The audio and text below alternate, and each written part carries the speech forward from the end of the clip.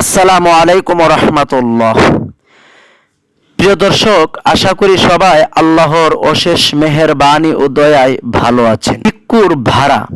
হযরত আশরাফ আলী থানভী রহমতুল্লাহি আলাই একবার সাহারানপুর থেকে কানপুর যাচ্ছিলেন।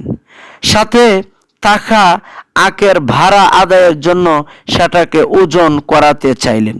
প্রিয় দর্শক, এ সম্পর্কে একটি ঘটনা। আমাদের এই চ্যানেলে ইসলামিক নিত্য নতুন ভিডিও পেতে আমাদের চ্যানেলটি সাবস্ক্রাইব করে আমাদের পাশেই থাকুন। স্টেশনের সব অমুসলিম কর্মচারী ঘাট হযরত আশরাফ আলী থানভী রহমতুল্লাহি আলাইকে চিনত।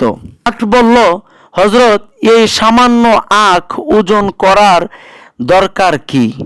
সাথে যাচ্ছি, কোনো অসুবিধা হবে না। থানভী রহমতুল্লাহি আলাই বললেন, আপনি কত দূর আমার সাথে যাবেন?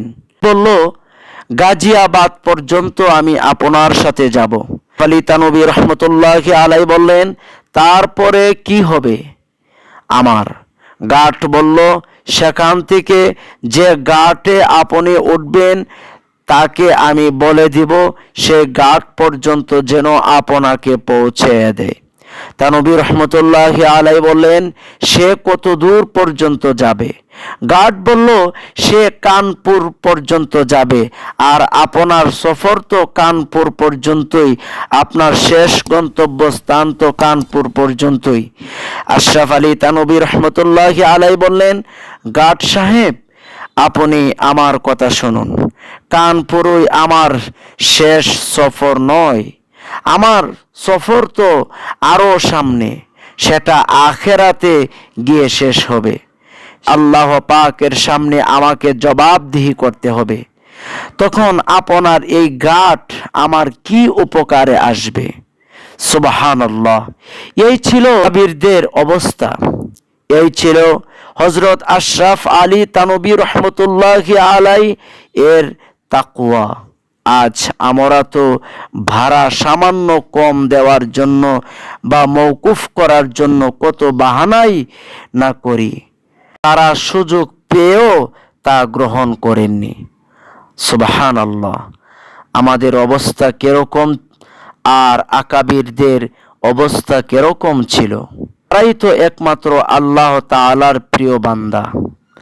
আমরা যদি আজও তাদেরকে অনুসরণ করে চলতে পারি, আজও যদি তাদেরকে অনুসরণ করি, আল্লাহ রাব্বুল আলামিন আমাদেরকে করে দিবেন। আর এক সফরে হযরত থানভী রহমতুল্লাহি আলাই ছোট একটি স্টেশনে গিয়ে পৌঁছলেন। প্রবল বৃষ্টি হচ্ছিল। স্টেশনে মাস্টার রেলওয়ের একটি গুদাম খুলে দিয়ে হযরত আশরাফ আলী থানভী রহমতুল্লাহি আলাইকে সেখানে বসতে দিলেন। সন্ধ্যা ঘনিয়ে এলো।